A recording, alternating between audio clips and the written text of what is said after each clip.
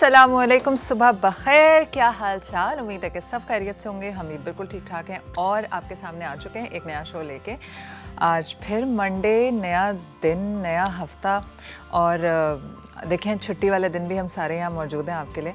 मैं अभी आज रास्ते में जब आ रही थी तो हमेशा मैं कुछ ना कुछ सोच रही होती हूँ कि मैं क्या बात करूँ। तो सबसे पहले तो हमारी जो तमाम मसीही बरादरी आज क्रिसमस सेलिब्रेट करी है, उन सबको बहुत बहुत मुबारकबाद। उम्मीद है कि आप लोग बहुत क्या कहते हैं गर्मजोशी से ये दिन सेलिब्रेट करें और आपके लिए जो है वो बहुत खुशियों वाला ये साल भी साबित हो।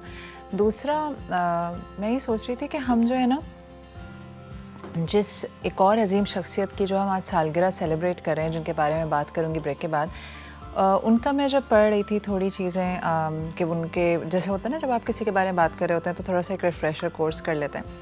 तो व्हाटएवर आई रेड, तो मैं रास्ते में आते हुए उसी बारे में सोच रही थी। एक बात जो कायद-ए-आज़म रहमतुल्लाह अलैह, जिनकी आज सालगिरह का दिन है, उन्होंने एक बात बहुत स्ट्रेस दिया था। वो ये था इंक्लूसिव डाइवर्सिटी और इंक्लूजन की सोच थी। आज जो दुनिया भर में बहुत बात हो रही है डाइवर्सिटी, इंक्लूजन, लोगों को, अक़लियतों को किस तरह अपने साथ जो है वो मिंगल करवाया जाए, अपने साथ शाना बशाना चलाया जाए, उसकी जो बात है वो कायद-ए-आज़म ने बहुत साल पहले हमें न सिर्फ कही थी बल्कि मुझे ऐसा लगता है घोल घोल के पिलाई थी। उनका एक बहुत मशहूर स्पीच है जो उन्होंने 11 अगस्त को दी थी, जो कि 1977 तक रेडियो पाकिस्तान पे चली और जिसमें उन्होंने बारहा बात की है कि किस तरह मुख्तलिफ लोगों को इंक्लूड किया जाए। इन तमाम बातों पे बात करूँगी। इसके अलावा वेमेन एम्पावरमेंट पे भी कायद-ए-आज़म ना सिर्फ बहुत उसके वो थे एडवोकेट थे, वो बहुत बिलीव करते थे। और सबसे बड़ी मिसाल तो उनकी बहन जो उनके साथ सारी ज़िंदगी शाना बशाना रही, मोहतरमा फ़ातिमा जिन्ना।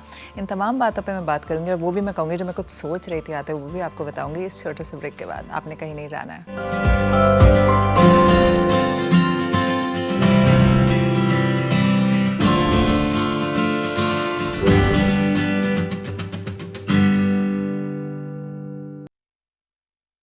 आप आजाद हैं, आजाद रहें। आप लोग इस मुल्क पाकिस्तान में अपनी अपनी इबादतगाहों, मस्जिदों या मंदिरों में जाने के लिए। आपका मजहब क्या है, जात क्या है, कौम क्या है, इसका हुकूमत के मामलात से कोई ताल्लुक नहीं। And the life and the property and the religious belief should be fully protected by the state at any cost.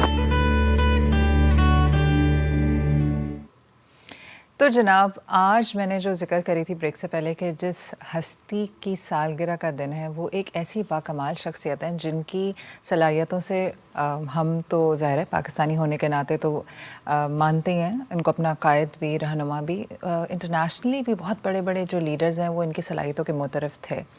Quaid-e-Azam रहमतुल्लाह अलैह जो 25 दिसंबर को जो पैदा हुए, जब वो पैदा हुए थे किसी ने सोचा भी नहीं होगा कि ये शख्स पूरी दुनिया पे एक नया मुल्क बना के दुनिया को हैरान कर देगा।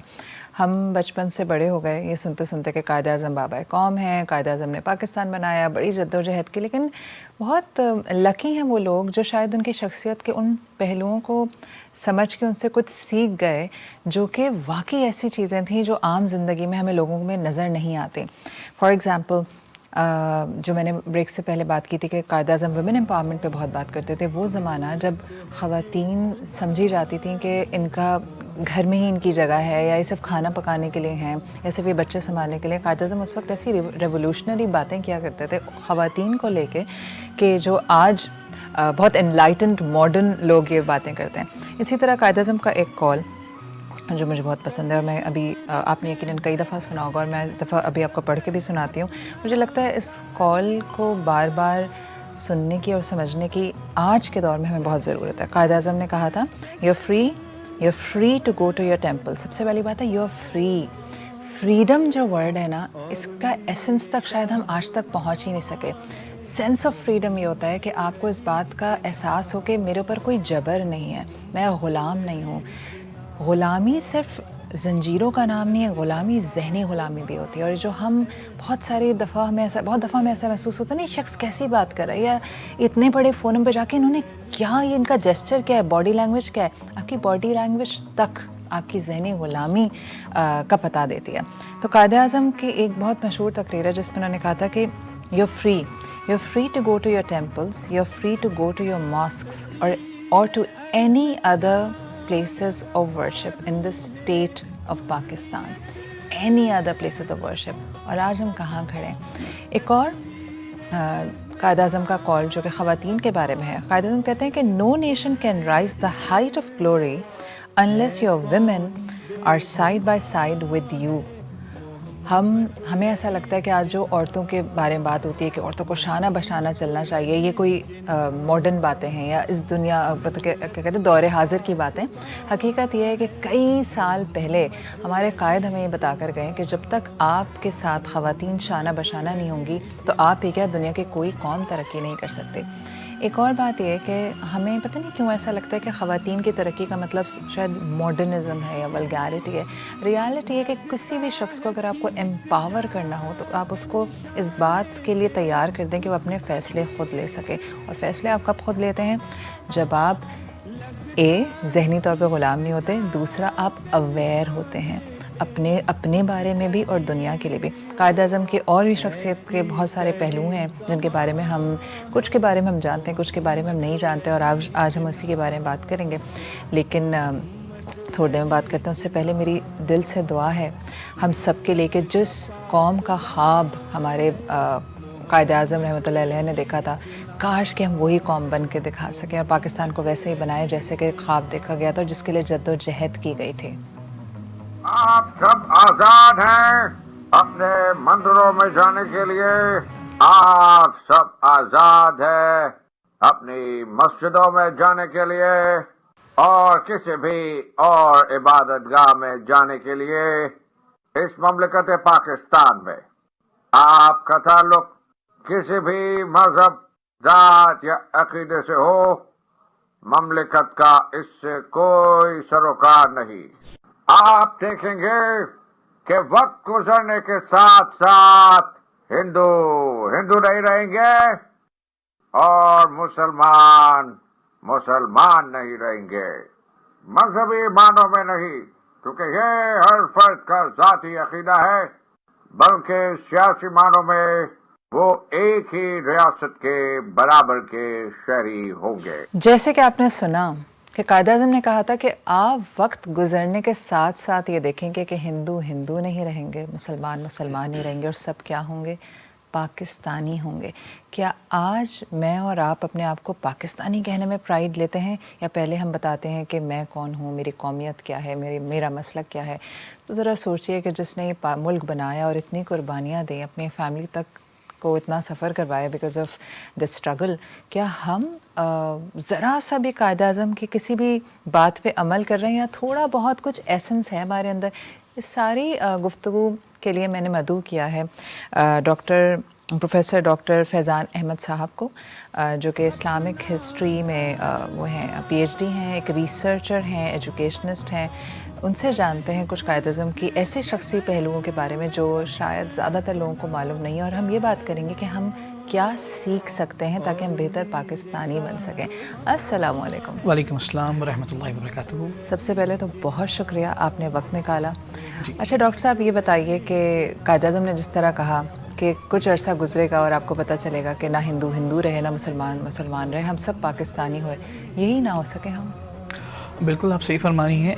कायद-ए-आज़म रहमतुल्लाह अलैह के जो इरशादात थे और कायद-ए-आज़म ने जिस तरह से चाहा था कि पाकिस्तान बने, अफसोस का मकाम ये है कायद-ए-आज़म को ज़िंदगी का वो मौका मैसर नहीं आएगा। कल चंद साल वो और जी जाते तो शायद आज पाकिस्तान की हम वो तस्वीर देख रहे होते जो बाबा कौम चाहते थे। अब जैसे आपने शुरू में बात की, कायद-ए-आज़म वुमेन एम्पावरमेंट के कायल थे।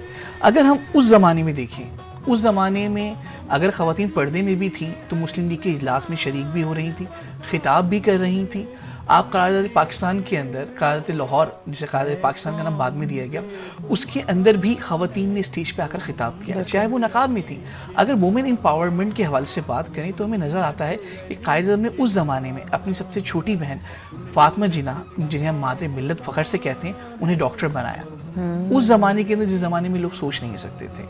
और ये कायद-ए-आज़म के साथ साथ उस ज़माने के जो मुस्लिम अकाबिर थे उनके अंदर भी अपनी ख़वातीन को आगे बढ़ाने का जज्बा मौजूद था, जिसके अंदर हम देखते हैं कि अगर बात की जाए तो कायद-ए-आज़म में करीबी रफ़क़ा में से एक शहदी सरवत भोपाल की थी। वो पहली खातून थी जिन्होंने हवाई जहाज़ उड़ाया और सोलो फ्लाइट की। तो कायद-ए-आज़म तो वुमेन एम्पावरमेंट के शुरू से ही कायल थे। वो और बात है कि हमें उसके बाद वुमेन एम्पावरमेंट कायद-ए-आज़म के बाद जिससे उनका विजन था वो हो नहीं पाया।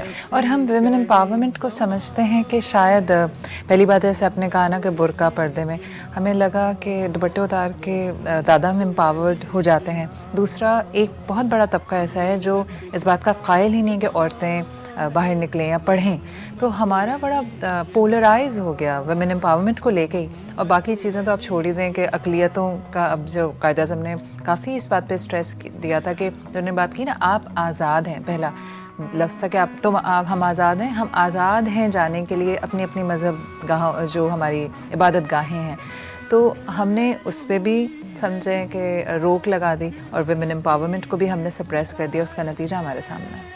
आप अगर ये देखें पाकिस्तान के हम फ्लैग का मुताला करें, ठीक है, फ्लैग के अंदर चांद तारा डोमिनेशन है किस चीज़ की, इस्लामाइजेशन की।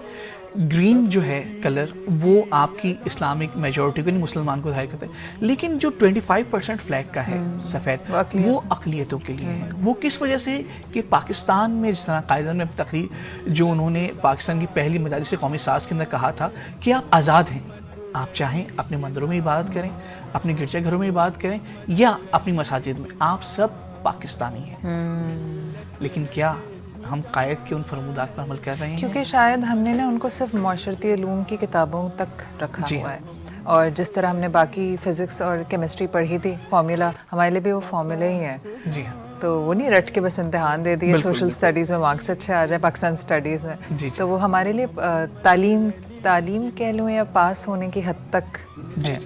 आप ये बात कर रहे थे अभी, और फिर बड़ी हमारी इंटरेस्टिंग कॉन्वर्सेशन हुई थी कायद-ए-आज़म के बारे में, जिस पे मैं कनेक्ट कर रही हूँ उस बात को कि हमारे यहाँ अगर कोई काउंसलर भी बन जाता है मोहल्ले का, या कोई पॉलिटिकल किसी को कोई ओहदा मिल जाता है, तो पूरी फैमिली खुश हो जाती है कि चलो अब ये हमारी नैया पार लगा देगा, फैमिली के बच्चों की सबकी नौकरियां हो जाएंगी।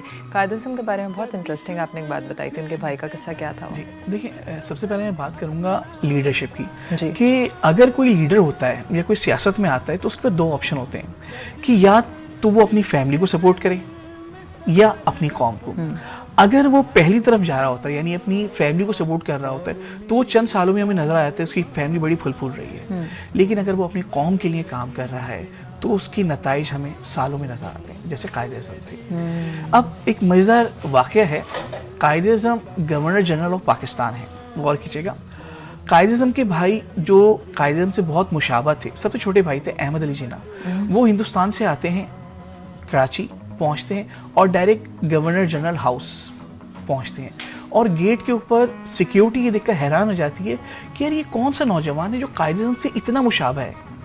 वो लिखकर भेजते हैं रुका कि जी मैं Ahmad Ali Jinnah, brother of governor general of Pakistan Quaid-e-Azam Mohammad Ali जिन्ना।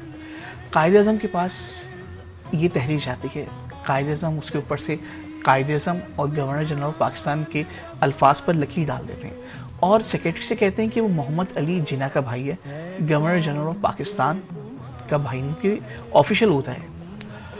आप उससे बोलेंगे गवर्नर हाउस काम की जगह है, प्राइवेट मिलने मिलाने की जगह नहीं है, आप घर पे आए। वाह, ये था लीडर, ये थे विजन।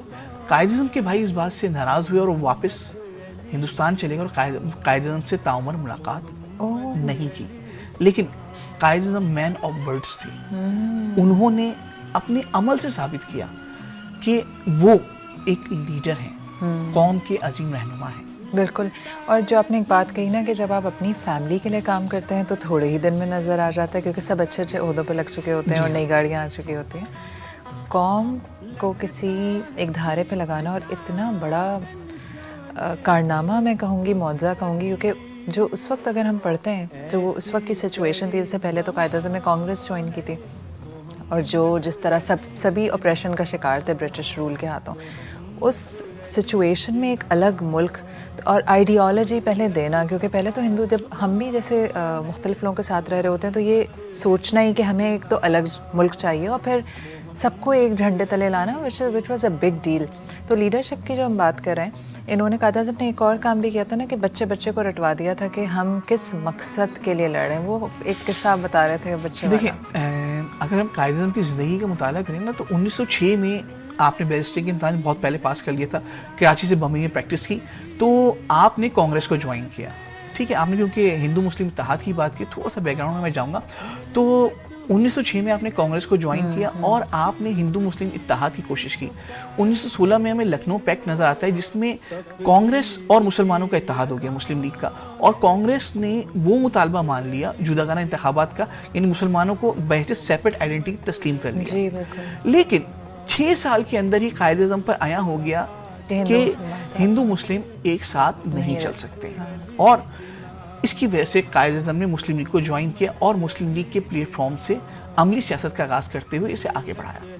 अच्छा, यहाँ पे एक ज़बरदस्त चीज़ है कि कायद-ए-आज़म बीच में जब लखनऊ पैक्ट के बाद ख़त्म हुआ तो कायद-ए-आज़म सियासत से मुतनफ़िर होकर जी वो वापस चले गए थे इंग्लैंड। उस दौरान अल्लामा इकबाल, शायर मशरिक़, हकीमुल उम्मत, मुसलसल उनके ख़तों खिलाफत में रहे, और ये उन्हीं की कोशिशें थी कि कायद-ए-आज़म मोहम्मद अली जिन्ना वापस आए और उन्होंने मुस्लिम लीग की भाग दौड़ संभाली। अच्छा, अब जैसे 1941 के अंदर मद्रास में एक जलसे से कायद-ए-आज़म वापस आ रहे थे, जो सहाफ़ी हजरात थे, जिसमें बरतानवी सहाफ़ी भी थे, वो कायद-ए-आज़म के साथ बैठे हुए थे गाड़ी के अंदर। तो गुजरते गुजरते अवाम के जम गफ़ीर था जो नारे लगाया था, पाकिस्तान का मतलब क्या, ला इलाहा इल्लल्लाह। तो कायद-ए-आज़म ने एक गाड़ी रोकी, एक 10 साल का बच्चा था जो फटी हुई बनियान और नेकर में था। कायद-ए-आज़म ने उसे बुलाया, वो बच्चा थोड़ा डरा लेकिन मैं करीब आया। कायद-ए-आज़म ने कहा, बेटा ये जो आप नारे लगा रहे हो, पाकिस्तान का मतलब क्या, इसका मतलब जानते हो? तो उस बच्चे ने कहा, जी इसका मतलब जानता हूँ। पाकिस्तान का मतलब क्या, ला इलाहा इल्लल्लाह, यानी मुसलमानों की रहने की जगह, और हिंदुस्तान का मतलब क्या, हिंदुओं के रहने की जगह। कायद-ए-आज़म ने इस पर बर्जस्ता कहा था सहाफ़ियों से कि देखें, एक 10 साल का बच्चा ये बात समझ रहा है, लेकिन गांधी जैसे रहनुमा को ये बात समझ नहीं आती। कायद-ए-आज़म के इस बयान के ऊपर हिंदू प्रेस में बड़ा वाविला किया गया, लेकिन कायद-ए-आज़म ने बताना था कि मुसलमानों का बच्चा बच्चा भी पाकिस्तान बनाने के लिए मुखलिस है। पाकिस्तान के बच्चे बच्चे को, एक मुसलमान बच्चा जो है उसे मालूम है कि पाकिस्तान का मतलब क्या है, ला इलाहा इल्लल्लाह मोहम्मद रसूलुल्लाह, यानी पाकिस्तान बनाना है। एक अज़म जब 10 साल के बच्चे में है तो सोचें उस ज़माने में जो नौजवान होंगे, उस ज़माने में जो ख़वातीन होंगी, उस ज़माने में जो लोग होंगे, उनका क्या जज्बा होगा। आप बिल्कुल सही कह रहे हैं, लेकिन इसका बहुत ज़्यादा क्रेडिट ऑफ कोर्स कायद-ए-आज़म को जाता है, क्योंकि कोई ना कोई एक लीडर चाहिए होता है in the time of chaos या in the time of discomfort. उससे पहले भी जो तमाम रहनुमा थे उनकी काविशें थीं, जैसे अल्लामा इकबाल की तो तवातर से रहीं, इसके अलावा जितने भी मौलाना मोहम्मद अली जौहर और इस तरह जो बेशुमार नाम है, तो ये तमाम लोग, लेकिन वो ये ना कि जब आप बहुत ज़्यादा अनकम्फर्टेबल होते हैं किसी सिचुएशन में, उस वक्त ऐसा विजनरी लीडर मिल जाए। कायद-ए-आज़म की एक और क्वालिटी ये थी कि एक तो वो बहुत ज़हीन थे, जब उनकी आप स्पीच सुने या जो उनकी सारी पॉलिटिकल मूव्स भी थी, कोई ज़हीन इंसान ही ये सब कुछ कर सकता है ना। दूसरा, 19 ईयर्स ऑफ एज में उन्होंने वकालत का इम्तहान पास कर लिया था, which is very very early. 19 साल एज ही क्या होती है, हमारे बच्चों को तो अभी 19 साल में पता ही नहीं होता कि उन्हें करना क्या है। बिल्कुल। 16 ईयर्स में ही वेंट टू इंग्लैंड। जी जी। तो अगर आप उनका बैकग्राउंड या उनका अगर अर्ली ईयर्स की तरफ भी जाएं तो वो एक एक्सेप्शनल इंडिविजुअल थे। अच्छा, आगे बात जैसे हम विमेन एम्पावरमेंट पे बात कर रहे हैं, मतलब वही जो मैं बात कही थी कि उस ज़माने में कोई बात भी नहीं करता था जो वो ख्वाब देखते थे। दूसरा, अभी एक और बड़ा इंटरेस्टिंग किस्सा था, अभी जब हम लीडरशिप पे बात करते हैं, लीडर की एक क्वालिटी होती है कि वो बहुत फेयर होता है, जस्ट होता है, जिसकी मिसाल उनके भाई की है। जी। ऑल्दो उन्होंने भाई के साथ ताल्लुकात ख़राब कर लिए, लेकिन इसी तरह एक बहुत मशहूर किस्सा है वो जनरल असम्बली का इजलास जिसमें चाय को पूछा गया था। जी जी। तो इस तरह के बहुत सारे किस्से। एक और आपका इंटरेस्टिंग आप बता रहे थे, वो यूके एम्बेसडर ने जो उनसे एक फरमाइश की। जी हाँ, जब कायद-ए-आज़म गवर्नर जनरल पाकिस्तान बन गए। अच्छा, इससे पहले भी एक छोटी सी कहानी ये है कि लॉर्ड माउंटबेटन ने ख्वाहिश जाहिर की थी कि वो मुत्तहदा हिंदुस्तान के गवर्नर जनरल बन जाए, यानी कांग्रेस ने फ़ायदा उठाने के लिए अपनी बात से पीछे हटके गवर्नर जनरल बना लिया लॉर्ड माउंटबेटन को। लेकिन कायद-ए-आज़म मैन ऑफ वर्ड्स से उन्होंने कहा नहीं, पाकिस्तान का गवर्नर जनरल पाकिस्तानी ही होगा और वो मैं हूँगा। अच्छा, जब कायद-ए-आज़म गवर्नर जनरल बन गए तो बरतानिया के जो सफ़ीर थे उस वक्त के, उन्होंने कायद-ए-आज़म से कहा कि जनाब बरतानिया के शाही ख़ानदान के एक फ़र्द तशरीफ़ ला रहे हैं, तो आप उनके इस्तकबाल के लिए आ जाएँ, क्योंकि बरतानिया हमारा फॉर्मल आका, जिसे साबका आका कह सकते था, हमने आज़ादी हासिल की थी। उस वक्त कायद-ए-आज़म ने एक बात कही जो शायद आज के ज़माने का कोई लीडर नहीं कह सकता। कायद-ए-आज़म ने कहा कि ठीक है, अगर आप कहते हैं तो मैं चला जाता हूँ, लेकिन जब मेरा भाई बरतानिया जाएगा तो उसी तरह वहाँ के जो शाही लोग होंगे उन्हें उनके इस्तकबाल के लिए आना होगा। आप इस बात से अंदाज़ा लगाइए कि कायद-ए-आज़म का विजन क्या था, कायद-ए-आज़म की सोच क्या थी। और उनको पता था ना कि अभी मैं अगर इक्वल नहीं हूँगा तो पूरी ज़िंदगी गुलामी की मैं जंजीरों से नहीं निकल सकूँगा। बिल्कुल, कायद-ए-आज़म ने उस कौम को गुलामी से निकाला, जिसमें वापस खुद ही आ गए खुशी खुशी। बिल्कुल सही बात है। अच्छा, ये छोटे छोटे पहलू होते हैं किसी की भी शख्सियत के। अभी भी हमारे जो पॉलिटिकल लीडर्स हैं, एक इंसान के अंदर एक वो होती है, मतलब ये में बड़ा एक रिसर्च है कि इंसान वैसा बन जाता है जैसा कि उसका रेफरेंस ग्रुप होता है। रेफरेंस ग्रुप क्या होता है? जिन लोगों की तरफ आप देखते हैं, जिन लोगों से आप अपने आप को एसोसिएट करना चाहते हैं, भले वो पॉलिटिकल लीडर हो, सेलिब्रिटी हो, कोई क्रिकेटर हो, जिस किस्म के लोगों को आप पसंद करते हैं, समहाउ आपके अंदर वो क्वालिटीज़ आ जाती हैं क्योंकि आप अपने आप को वैसा देखना चाहते हैं। पॉलिटिकल लीडर में खासियत होती है कि वो एक बहुत बड़े मजमे का एक हुजूम को चेंज कर सकता है, क्योंकि इंसान when you look up to somebody, आप उसकी क्वालिटी एक्वायर करते हैं। इसीलिए अक्सर जब कोई पार्टी ज्वाइन कर लेता है तो कुछ दिनों बाद हमें लगता है इसके पहनने ओढ़ने में भी तब्दीली आ गई और उसके तो एक्सेंट भी वैसे ही हो गया जैसे इसके पॉलिटिकल लीडर का है। कायद-ए-आज़म एक ऐसे लीडर थे, जो आपकी बात सही है कि उनको इतना ज़्यादा मौका नहीं मिला पाकिस्तान पे हुक्मरानी करने का, कि अगर हम उनको वाकई अपना लीडर आज भी माने तो हम उनकी शख्सियत से इतना कुछ सीख सकते हैं जो शायद हमें आज बिल्कुल एक चेंज इंसान बना सकता है। लीडरशिप के हाथ से बात कर रही है ना, तो कायद-ए-आज़म के आखिरी अयाम थे। मादर मिल्लत फातिमा जिन्ना ने कहा, भाई आप थक गए हैं, थोड़ा सा रेस्ट कर लिया करें और थोड़ा आराम कर लें, काम के औकात कम कर दें। तो कायद-ए-आज़म ने कहा, फती उन्हें प्यार से कहते थे फातिमा को, कि आप जानती हो कि अगर कोई फ़ौज महाद जंग पर अपनी बका की जंग लड़ रही हो तो क्या उसका जो लीडर है या उसका जो जनरल है वो छुट्टियों पे जा सकता है? नहीं जा सकता, तो मैं वही हूँ। इस पर फातिमा जिन्ना मादर मिल्लत ने कहा कि भाई ऐसा करें, कुछ औकात कम कर दें ताकि आपकी सेहत, आपकी ज़िंदगी बड़ी कीमती है। तो कायद-ए-आज़म ने कहा कि जो शख्स 10 करोड़ मुसलमानों की बका की जंग लड़ रहा हो, उसके लिए अपनी सेहत कोई मायने नहीं रखती। लेकिन सैडली कि उनके आखिरी अयाम में जो कुछ एक आध मिसफॉर्चुनेट इंसिडेंट्स हुए और हम बहुत जल्दी एक बहुत अजीम रहनुमा से महरूम रह गए। जिन लोगों ने उनके साथ काम किया था, अब तो खैर बहुत सारे लोग वो भी हम में नहीं हैं, लेकिन जो तहरीक में साथ थे, जब वो छोटे छोटे इस तरह के किस्से सुनाते हैं तो हर किस्सा इतना अपनी ज़ात में इतना कुछ सिखाने वाला इंसिडेंट होता है।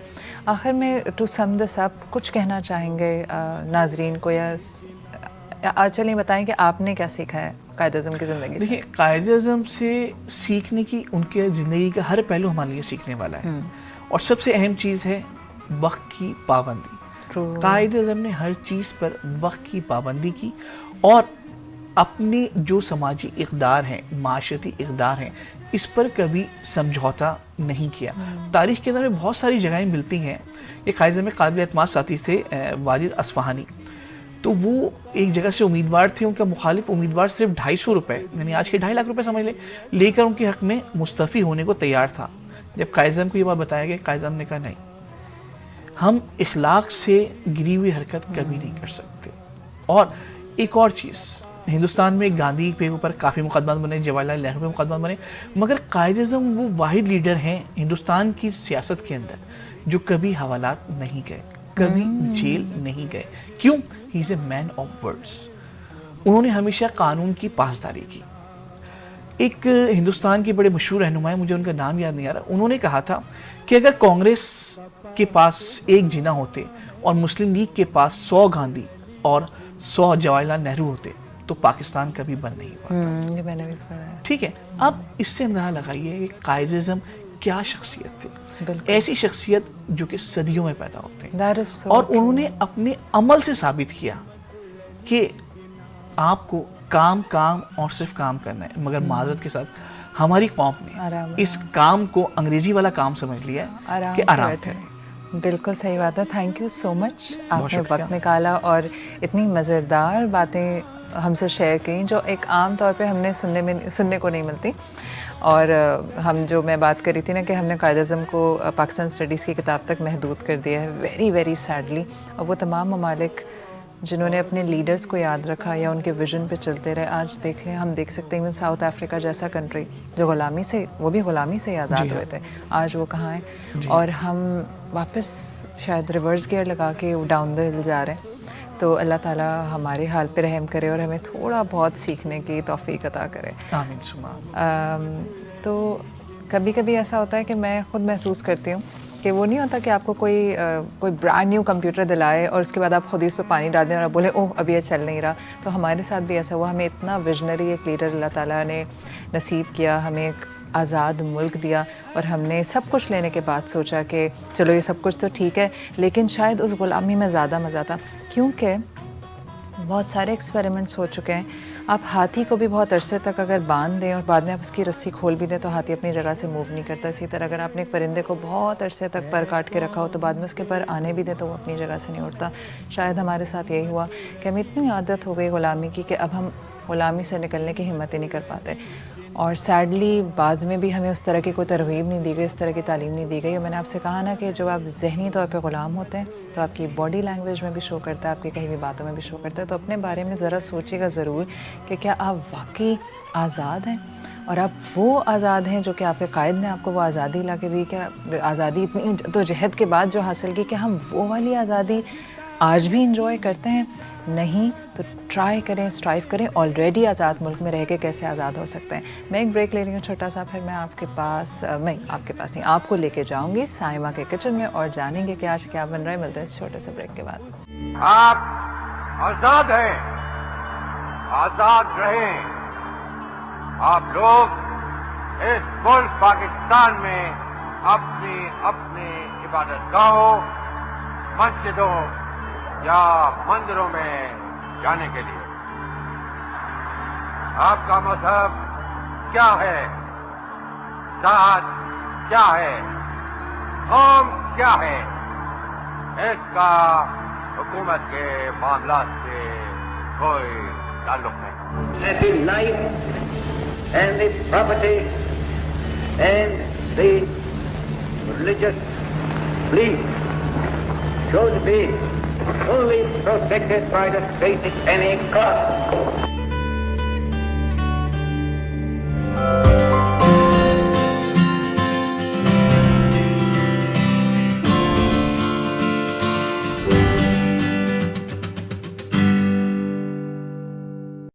Welcome back. मैं मौजूद हूँ शेफ साइमा के किचन में और आज जानते हैं साइमा से कि पीर का दिन है, कायद-ए-आज़म की भी सालगिरह है, क्रिसमस भी मना रही है हमारी मसीह बरादरी, तो उस हवाले से आज क्या पक रहा है? अस्सलाम वालेकुम। अस्सलाम वालेकुम, क्या हाल चाल है? बिल्कुल कैसे ठीक, हैं? आप ही मना रही हैं, सेलिब्रेट कर रही हैं, सब कुछ लाल रंग पहन कर आई। नहीं, आज मैं मंडे सेलिब्रेट कर रही हूँ क्योंकि एक्चुअल तो हमारे घर वाले सेलिब्रेट कर रहे हैं, छुट्टी हाँ हो गई, एक एक्स्ट्रा छुट्टी आ और हम गई। यहाँ celebrate हम कर यहाँ आ गए तो फिर मैंने कहा तो कि चलो। क्या बन रहा है आज? अच्छा माविश, आज हम बनाने जा रहे हैं नवाबी चिकन कोरमा। नवाबी? यस, नवाबी इसमें ऐसा चिकन क्या कोरमा। नवाबी है?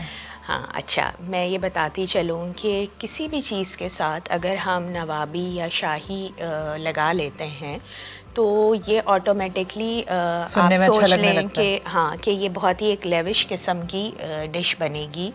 और लेविश होने के साथ साथ हम इसमें जो है इसका सॉस वगैरह बहुत क्रीमी बनाएंगे, क्रीमी बेस सॉस होगा इसका। सॉस या शोरबा? हम करी की बात कर रहे हैं, करी ठीक है? सॉस है ना, तो आप तो अंग्रेजों वाले खानों की तरफ ही रहती हैं। तो अच्छा, अब ये मैं चूल्हा ऑन कर चुकी हूँ तो अब आप एहतियात करें, आपके सामने ही। मैं बताऊं, जब भी कोई नवाबी शाही लिखा होता है ना तो मुझे समझ आ जाता है कि इसमें कोई बादाम, पिस्ते, हाँ, बिल्कुल। काजू, उल्टी पुल्टी चीज़ें डली हुई होंगी जो कि जेब पे भारी होंगी तो हम कह देंगे नवाबी। हाँ, लेकिन मैं वैसे एक बात का और यहाँ पे ज़िक्र करती चलूँ कि शाही और नवाबी अगर आप कोई भी डिश हम बनाने जाते हैं तो इसका ताल्लुक़ अगर आप बैकग्राउंड देखेंगे मुग़लों से होगा, ठीक है। तो सबसे पहली बात तो ये हो गई कि ये मुग़ल एरा ही से चला आ रहा है कोरमे का स्टाइल। हाँ, और करीस जिसे हम सालन या शोरबा कह लें या थिक ग्रेवी कह लें, तो ये वाली जो ट्रेंड निकला साथ ही रोटियों का, जैसे हम फ्लैट ब्रेड्स अपनी कहते हैं, ये मुग़लों ही के एरा से आया। और उसी के बाद पे कोलेस्ट्रॉल और ब्लड प्रेशर भी आया होगा। वो तो दिल की बीमारियां, वो भी हमें अब हिस्ट्री में चेक करना पड़ेगा। लेकिन माविश उस ज़माने में हर चीज़ बहुत खालिस हुआ करती थी ना, आप ये भी तो देखें। तो मुग़लों ने कहा कि हर चीज़ खालिस क्यों है, हम इसको खाने को करते हैं गड़बड़। बैठे रहते थे और या हाथियों पे चढ़ के घूमते रहते थे। जो नवाब थे वो हाथियों पे हाथियों पे चढ़ के जो है वो अपनी रयाया का जो है, रयाया मैंने सही रियाया मैं बोलती थी आपकी तरफ से रियाया का, देखते थे कि कौन कौन भूखा मर रहा है। बिल्कुल।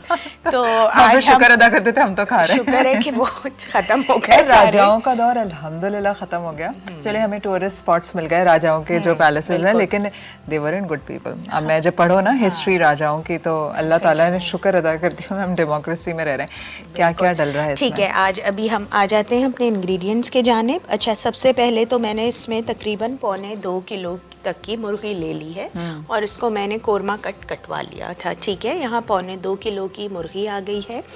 अच्छा, इस कोरमे के 3 स्टेप्स हैं, वो मैं बताती चलती हूँ। मैंने जो है इसका कोरमा मसाला तैयार किया है, ठीक है। उसमें मैंने क्या क्या लिया था वो आप लोग देख लीजिए। उसके लिए मैंने ले लिया है यहाँ पे तकरीबन 7 से 8 साबुत लाल मिर्चें, 6 अदद इलायची, हरी इलायची ले ली थी, 6 अदद ही मैंने इसमें लौंगे ली हैं, 8 अदद काली मिर्च, 2 दालचीनी की जो डंडियाँ होती हैं स्टिक्स वो ले ली थी, और 1 जावित्री का टुकड़ा। इनको लेके आपने इसके साथ ही मैंने 1/4 कप, अगर हम 1.25 किलो चिकन बनाने जा रहे हैं उसके हिसाब से ही मैं आपको ये रेशो बता रही हूँ। 1/4 कप हमने सफ़ेद ज़ीरा लिया है और 1/4 कप ही साबित धनिया ले लिया। अच्छा, है। ये साबित डालेंगी? सारी चीज़ें साबित लेने के बाद और ये मसाले लेने के बाद इनको मैंने हल्का हल्का तवे पे भून लिया था, ड्राई रोस्ट कर लिया था। जब ये ड्राई रोस्ट हो गए तो मैंने इसको ब्लेंडर में डाल के पाउडर फॉर्म में पीस लिया, ग्राइंड कर लिया है। आप इसकी खुशबू सूंघें, ये हमारा कोरमा मसाला रेडी है, ठीक है। मैंने इसको यहाँ पे इस वक्त रेडी करके रख लिया है। किन चीज़ों से रेडी किया वो मैंने आपको बता दिया, आखिर में मैं फिर रेसिपी रिकैप करूँगी। अच्छा, उसके अलावा मैंने यहाँ पर जो ग्रेवी है वो किससे बनानी है उसकी भी मैं आपको बता देती हूँ। उसके लिए मैंने यहाँ पर लिया था तकरीबन 1/3 कप से आप 1/2 कप तक काजू ले लीजिए। अगर आपके पास काजू अवेलेबल नहीं है तो आप बादाम का भी इस्तेमाल कर सकते हैं, मगर काजू या बादाम, इसके अलावा पिस्ता वगैरह नहीं जाएगा इसमें, ठीक है। काजू मैंने लेकर थोड़ी देर नीम गर्म पानी में, थोड़े से पानी में भिगो दिया था। जब ज़रा से काजू नरम पड़ गए तो मैंने इसके साथ ही तकरीबन 400 ग्राम के करीब 1 कप से ज़रा सा ज़्यादा कह लें दही ले लिया था, और 5 बड़े प्याज लेके फ्राई कर लिए थे। कोरमे की जो प्याज बनाते हैं सबको मालूम होगा, वो भी मैंने फ्राई करके साथ ही निकाल लिए थे। 5 अदद प्याज फ्राई कर लिए अलग से। 1 कप से थोड़ी सी बढ़ा के दही मैंने ले ली थी, और ये जो है काजू जो मैंने भिगोए हुए थे इनका भी मैंने ब्लेंडर में डाल के तीनों चीज़ों को पेस्ट बना लिया, ठीक है। अब ये पेस्ट यहाँ पे तैयार है, आप लोग देख सकते हैं। यहाँ पे काजू मैंने यहाँ रखा हुआ है, दही भी मैंने रखी है दिखाने के लिए।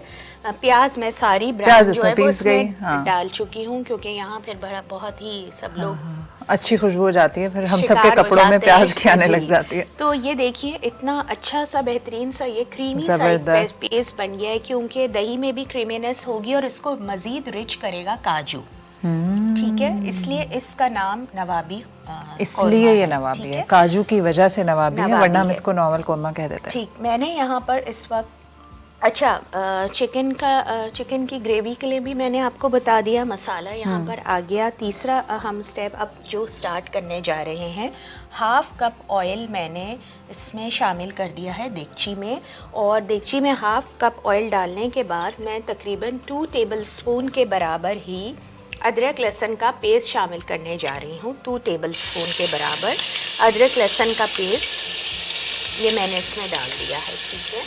अच्छा, ये जब मैं डाल दूँगी और इसके थोड़ी देर में जब इसकी एक खुशबू सी आने लगेगी, अविश आप चलाएं प्लीज़, तो मैं बाकी चीज़ें डालती हूँ। तो यहाँ पर मैंने ले लिए हैं साबुत थोड़े से गरम मसाले दोबारा से, ठीक है। एक तो हमने पाउडर फॉर्म में पीस लिया था, एक हमने 5 से 6 इलायची आप ले लीजिए, 2-3 छोटे दालचीनी के टुकड़े ले लीजिए, थोड़ी सी काली मिर्चें साबुत ले लीजिए और बड़ी छोटी इलायची मिला के तेज़पात ले लीजिए। ये हम अपने इस ऑयल में, जिसमें थोड़ा सा महाविश आप इसको भी चलाएं लहसुन, ये अभी मैं इसमें साथ ही शामिल कर दूँगी, ठीक है। अच्छा, इसको शामिल करने के बाद मैं थोड़ा सा इसको फ्राई करूँगी जब तक कि हमें एक अच्छा सा एरोमा फील ना होना शुरू, यानी हमें खुशबू का एहसास हो और हमें हल्की हल्की भूख लगना शुरू हो जाए। जी बिल्कुल, हल्की हल्की भूख अभी से लगना आपको शुरू हो जाएगी। हैं हाँ, अच्छा। जैसे चिकन फ्राई होना शुरू हो गया। बिल्कुल, इसमें मैंने थोड़ी सी इलायची ज़रा ज़्यादा डाली है क्योंकि इलायची का बहुत अच्छा फ्लेवर आता है। आप खोल के ना, तोड़ के ना डालें, आप बस डायरेक्ट डाल दीजिए, ताकि जो आपके घर में सबसे मुंह बनाता है बच्चा, उसके मुंह में बार बार इलायची आए। बिल्कुल। अच्छा, इसके साथ ही मैं इसमें जो है मसाला, कोरमा मसाला जो मैंने रेडी किया था, अब मुझे पानी चाहिए होगा, माविश आप पानी हाथ में रख के, वो मैं डाल दूँगी। और साथ ही ये सारा मैंने कोरमा मसाला शामिल कर दिया। थोड़ा सा पानी डालें, पानी डाल कर इसको मैं भूनूंगी। जितनी देर में ये फ्राई होगा, थोड़ा कोरमा मसाला भी फ्राई हो जाएगा और इसका कच्चापन ख़त्म हो जाएगा, तो मैं मुरही शामिल कर दूँगी। मुरही शामिल कर कर मैं कोरमे के मसाले के साथ इसको थोड़ा सा फ्राई करूँगी और फिर मैं इसमें डालूँगी 1 टेबलस्पून के बराबर कश्मीरी लाल मिर्च और नमक हस्बे ज़रूरत। कश्मीरी लाल मिर्च कलर के लिए मैं डालूँगी, ठीक है। और उसके साथ साथ ही मैं इसको फ्राई करती रहूँगी, थोड़ा थोड़ा पानी डाल के। मैं बस थोड़ा सा पानी और प्लीज़ डालिए, क्योंकि हमने कच्चापन अपना सारा इसका ख़त्म करना है। अच्छा, चिकन थोड़ी है, देर तक ये पकाते रहना, थोड़ी देर में ये चिकन डाल के पकाऊंगी फ्राई जी। करेंगे। बस चिकन डाल के फ्राई करूँगी, फिर मैं साबुत जो हमारी कश्मीरी लाल मिर्च है पिसी हुई वो डाल दूँगी, नमक शामिल कर दूँगी, उसको भी थोड़ा सा हम फ्राई करेंगे। जब ज़रा सा यानी कि जब बिल्कुल मुर्गी पकने पर होगी तब हम दही डालेंगे? नहीं, अब जैसे ही अभी ये सारे मुर्गी सारे फ्लेवर्स को पकड़ लेगी और एक कलर सा आने लग जाएगा, आपको नज़र ही आएगा और चेंज थोड़ा सा कलर कर देगी, वाइट हो जाएगा जी। तो फिर हम ये पेस्ट शामिल करेंगे, हल्का सा पानी डालेंगे ताकि पेस्ट और दही है ना, चूँकि तो दही को भी पकाना ज़रूरी है। तो हम एक ग्रेवी के स्टाइल में बहुत ज़्यादा पानी नहीं डालना, इसको छोड़ देंगे बिल्कुल। और ये हल्के आंच पे पकेगा तकरीबन 20 से 25 मिनट्स के करीब। और फिर ये एक ग्रेवी जितनी आपको रखनी है आप उतनी ग्रेवी बनाइएगा प्लीज़ आराम से। अच्छा, जितनी आपने ग्रेवी रखनी है उतना आप जो है वो पानी डालें अंदाज़े से, ताकि आपकी उसमें मुर्गी भी गल जाए और एक ग्रेवी भी तैयार हो जाए कोरमा स्टाइल में। आखिर में हम इसको फिर चूल्हा बंद कर देंगे और केवड़ा और हरी मिर्च, अच्छा केवड़ा भी डलेगा जी। केवड़ा ज़रा अच्छा लगता है कोरमे में। फुल नवा भी है ना भाई, हर चीज़ डाल देंगे जो घर में चीज़। बहुत आसान रेसिपी है। मैं यहाँ पे चिकन में बना रही हूँ, अगर कोई मटन या बीफ में बनाना चाहता है तो अच्छा हड्डी वाला आप गोश्त लें, बोन वाला लें। नहीं, वो जो रान पूरी कटवाता है, रान ले लें। मटन लेग में बहुत अच्छा बनेगा। और उसके साथ ही आप थोड़ा सा गर्दन, बकरे की जो गर्दन होती है वो, और मटन चॉप्स लेके डालें इसमें।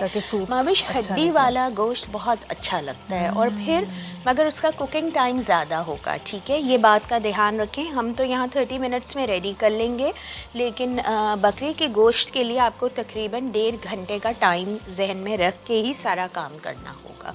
तो यहाँ मैं अब मुर्गी डाल रही हूँ। अगर आपको ब्रेक की तरफ बढ़ना है या आप 2 मिनट रुक जाएं तो मैं यहाँ पे नमक और लाल मिर्च भी शामिल कर देती हूँ, कश्मीरी लाल मिर्च, वो दिखा देते हैं। और फिर मैं इसको हाथ धोना चाहेंगी आप? नहीं, मैं इस वक्त गोश्त वाला हाथ लेती हूँ। अच्छा, और हाथ धोने के लिए भी अच्छा, ये ज़रा सा इसको तेज़ करें, मैं ये हाथ यूज़ नहीं करूँगी फिर अभी। और मैं इसमें चमचा हाँ, चलाऊं आप क्या? चम्मच चला के थोड़ा सा ऊपर नीचे कर दीजिए इसको। जैसे ही अभी हम ये कश्मीरी लाल मिर्च डालेंगे तो इसका कलर बहुत अच्छा सा चेंज हो जाएगा। मैं डाल देती हूँ। देखिए महविश, अभी हमारा मुर्गी ने भी कलर चेंज करना शुरू कर दिया। मसाले में मैंने नमक नहीं डाला है, इसलिए आपको तुम्हें आराम नहीं, से बचत हो गई। अच्छा, मेरी अपनी ही हरकत थी तो मैं किसको कहती। मसाले में मैंने नमक शामिल नहीं किया है, तो आप जो है आराम से बाद में चख भी सकते हैं और हस्बे ज़रूरत नमक का इस्तेमाल कर सकते हैं। अब मैं इसको थोड़ी देर भूनूंगी। आप अगर मैं ब्रेक ले लेना लूं? चाह रहे हैं ब्रेक तो आप मैं ले अब लें, गड़बड़े बस ना करूं, आप मैं छोड़ ब्रेक ले लेती दीजिए। हूँ। हाँ, मैं रहने देती हूँ। अच्छा भाई, हम ब्रेक ले रहे हैं। ब्रेक के बाद मेरे साथ एक बड़े इंटरेस्टिंग मेहमान मौजूद हैं और हम बात करेंगे, थोड़ा सा अनयूजुअल टॉपिक है। हमें ऐसा लगता है कि जो वुड वर्क है या कोई और हुनर है वो हमारे किसी काम का नहीं है। हमें कभी कारपेंट्री की ज़रूरत होगी तो हम कारपेंटर के पास चले जाएंगे, हमें कोई और काम की ज़रूरत होगी तो हम शेफ़्स के पास चले जाएंगे, मगर हम ये सोचते भी नहीं है कि हम खुद भी सीख सकते हैं, अपने बच्चों को सिखा सकते हैं। इसी टॉपिक पे बात करने के लिए मैंने दावत दी है अपने कुछ मेहमानों को, जिनसे आपको मैं मिलवाऊंगी इस ब्रेक के बाद। आपने कहीं नहीं जाना है, मैं आपसे एक छोटे से ब्रेक के बाद मिलने वाली हूँ।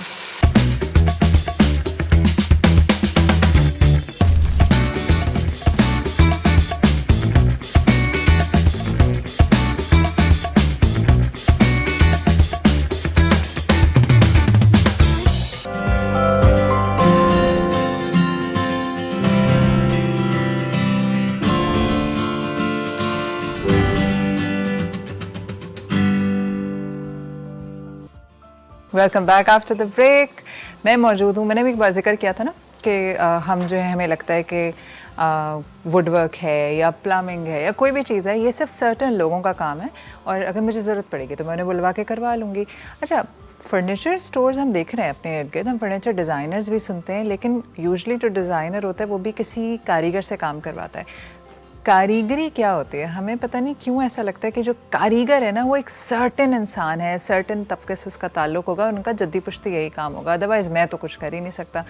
हमने अपने आप को ख़ुद भी एक्सप्लोर नहीं किया होता, हमें पता ही नहीं होता कि हम क्या क्या कर सकते हैं, क्योंकि हमें शायद कोई सही टीचर कभी मिलता ही नहीं है। मेरे साथ जो शख्स मौजूद हैं वो अपने बेटे के साथ आज आए हुए हैं और वो ख़ुद एक एजुकेशनिस्ट रहे हैं सालों, और अभी भी वो कुछ किसी चीज़ की एजुकेशन दे रहे हैं। वो क्या सिखा रहे हैं मैं उन्हीं से जानती हूँ।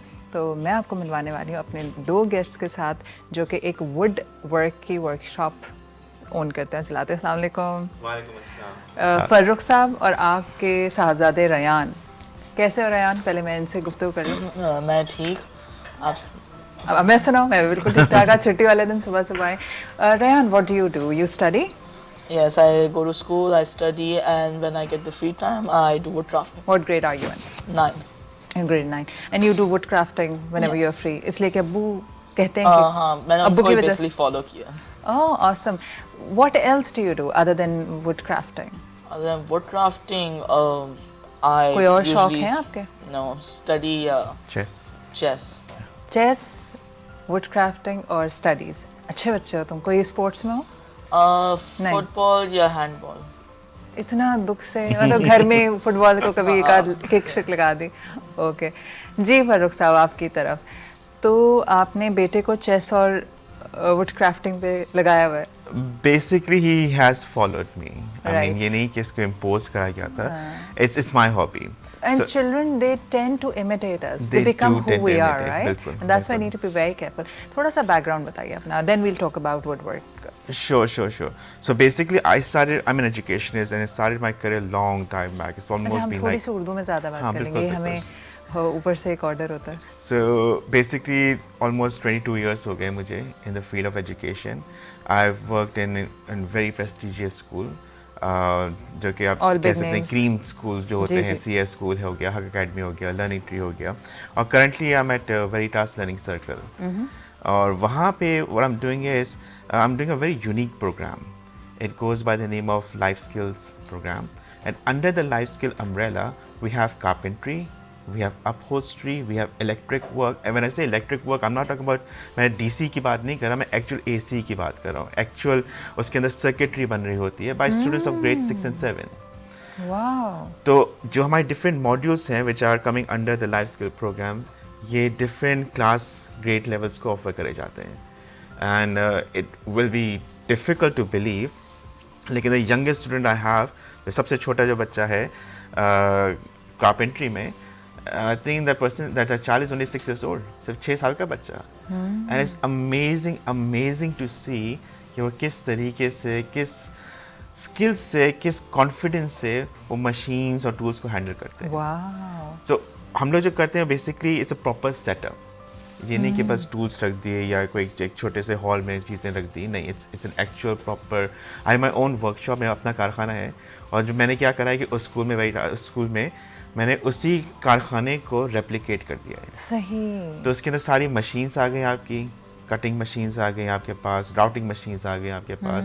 As a matter of fact जब हम लोग यहाँ पर आकर बैठे थे तो मैं अपने बेटे से पूछा था, जान से पूछा था कि आप ये टेबल बना सकते हो, रिक्वेस्ट लग गया, मैं बना सकता हूँ। आई मीन जो लॉजिक है दैट इज एप्लीकेबल, वो हर जगह एक ही जगह अप्लाई हो सकती है। सही, it's getting the frame into it, और यही हम लोग सिखाते हैं बच्चों को भाई। I mean initially obviously since we using machines and tool, सबसे पहले तो सेफ्टी के प्रोसीजर्स होते हैं हमारे। हाँ, मैं यही पूछना चाह रही थी क्योंकि हमें अक्सर हम इर्द गिर्द कारपेंट्री होते हुए देखते हैं तो चोटें भी लग रही हैं, कीलें भी खुली पड़ी हैं, तो how do you keep this thing in check? कितने छोटे बच्चे काम करें तो कितना सेफ भी हो, किस तरह? तो लाइक आई सेड कि it's a complete replica of the workshop. अब वर्कशॉप में देखें जब कारीगर जो काम कर रहा होता है उसके जहन में इतना ज़्यादा सेफ्टी नहीं होता, लेकिन अपनी सेफ्टी ज़रूर होती है उसके पास, ठीक है।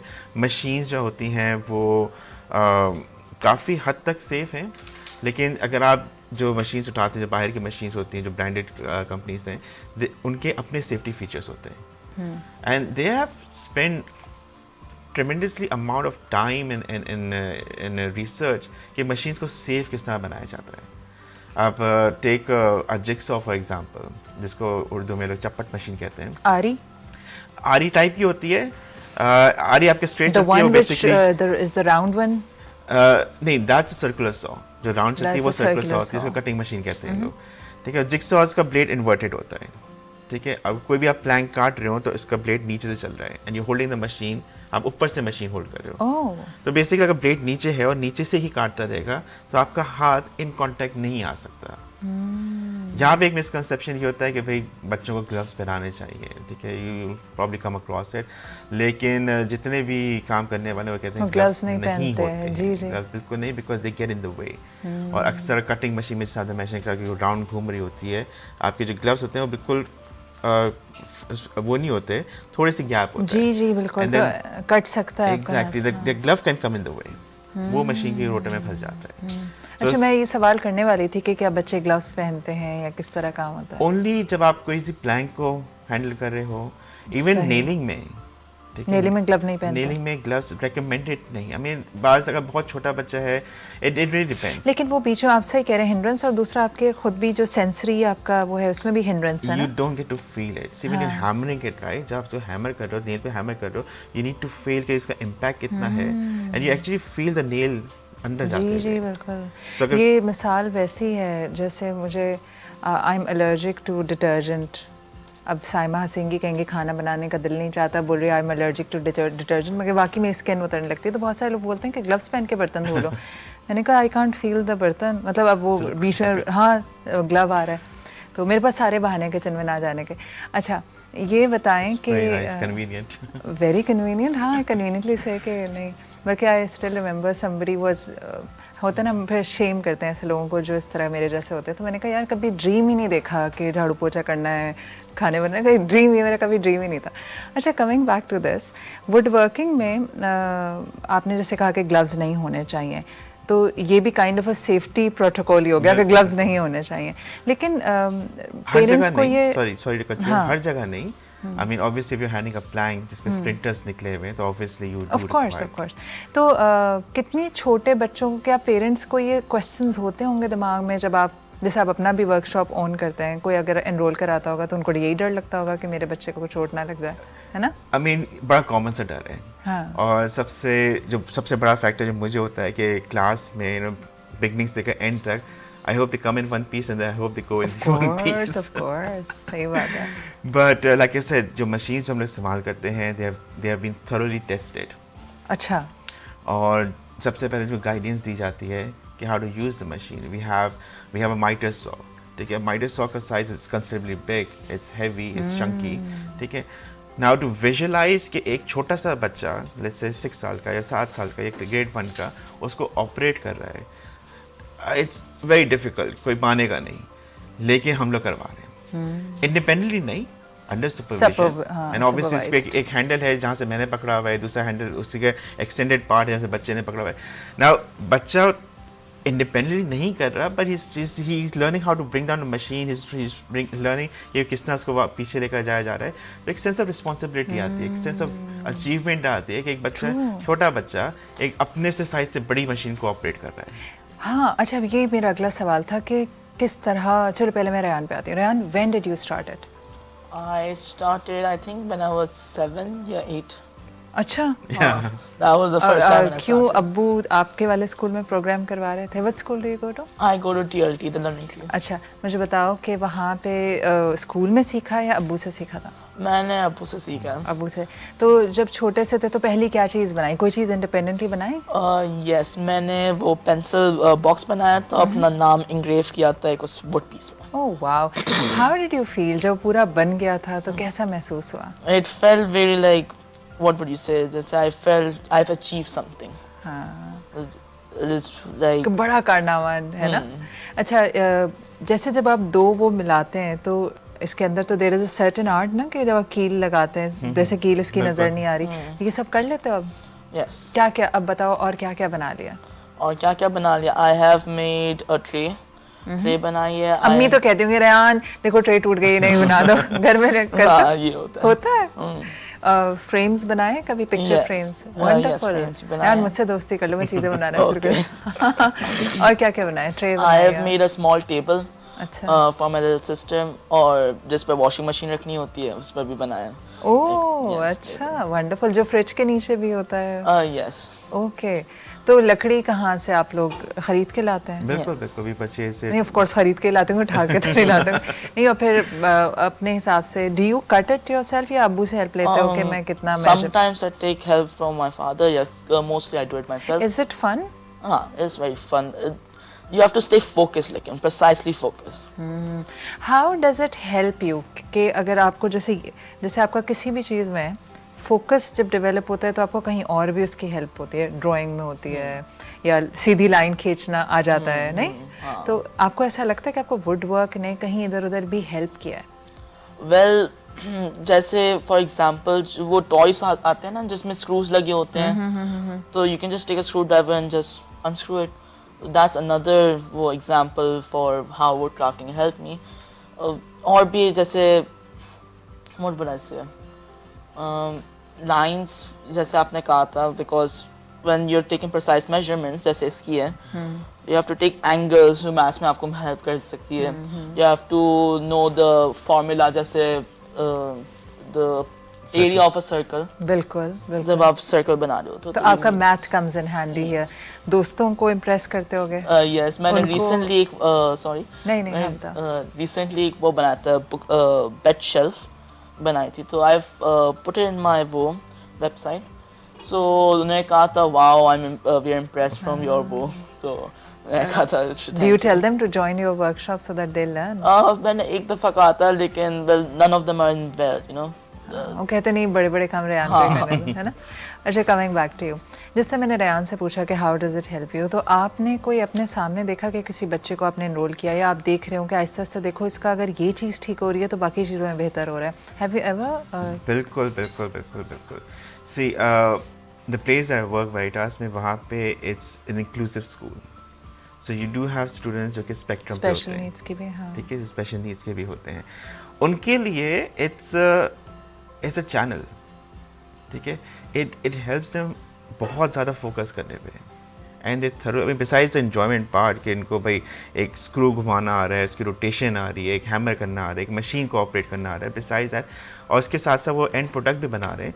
लेकिन जो सेंसरीज जो हैं, अगर सैंडिंग कर रहे हैं, उसको एक रफ प्लैंक को सैंड करने के बाद दे फील द टेक्सचर को स्मूथ हो रहा है, उसके बाद अगर पॉलिश कर रहे हैं वो लोग, सो नो, तो उनकी एक जो सेंस ऑफ अचीवमेंट होती है कि भाई हमने एक एकेडमिक्स में चलो they might not be main stream में, लेकिन यहाँ पे they do and up experiencing something जो कि most probably they it can become the profession, इसके अंदर वो कर सकते हैं, एंड देन यू नो उनकी जो बेसिकली होती है कि भाई दे शुड बी एक्सेप्टेड, तो थ्रू दिस दैट्स चैनल।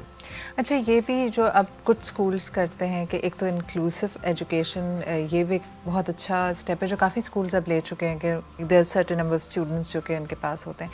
दूसरा जो आपने कहा कि मेन स्ट्रीम पढ़ाई में अगर वो अच्छे नहीं भी हैं, इवन द नॉर्मल दो स्टूडेंट्स जो कि स्पेशल नीड्स नहीं भी हैं, not every child can be good at physics, not every child could be good at, मतलब अगर कोई पाकिस्तान स्टडीज़ उसको नहीं समझ आ रहा है लेकिन उसको शायद मैथ में बहुत अच्छा है, तो हम तो सब बच्चों को एक ही डब्बे में डाल के हिला रहे हैं ना, और से एक ही वो बना के देना चाह रहे हैं, क्या कहते हैं, मरगूबा। तो द थिंग इज़ कि जब आपको किसी एक पार्ट ऑफ लाइफ में सक्सेस मिलती है, समहाउ बाकी जगहों पे भी एक्सेल करने लग जाता है। फॉर एग्जांपल कोई स्पोर्ट्स में अगर बच्चा अचीवर होता है तो वो जो कॉन्फिडेंस है ना उसको मैथ में भी बेहतर कर देता है। तो ये जो आपने बात कही ना, मुझे ऐसा लगता है कि ऑल दो लाइन्स आपकी ठीक हो गई, आपने सब कुछ किया, लेकिन वो जो सेंस ऑफ अकम्पलिशमेंट है that helps you in lot of other ways, आपकी पर्सनालिटी का कॉन्फिडेंस। अब अगर आपके मार्क्स अच्छे नहीं आते हैं किसी सब्जेक्ट में तो बच्चे आपको एक लूज़र का लेबल लगा लेते हैं, एक बच्चे को, बिल्कुल, और वो यही होता है तो डफर है, हमारे डफर का लेबल लगता है ना ऐसे बच्चों को। लेकिन जब आपको एक बच्चा जो कि पढ़ाई में अच्छा ना हो और फिर वो चीज़ें बनाए और उसको प्रेज़ मिले इधर उधर से, तो दैट इज़ द पॉइंट जहाँ से ज़िंदगी की बेहतरी का आगाज़ होता है। आपने मुझे बताया था आप चेस भी सिखाते हैं, जी जी, तो ये कब से सिखा रहे हैं? It's been a while, I mean काफ़ी टाइम हो गया अब तो। अगेन वेरिटास में भी हैव प्रॉपर क्लासेस होती हैं उसके अंदर, और जो लाइफ स्किल प्रोग्राम है वो part of the time table है।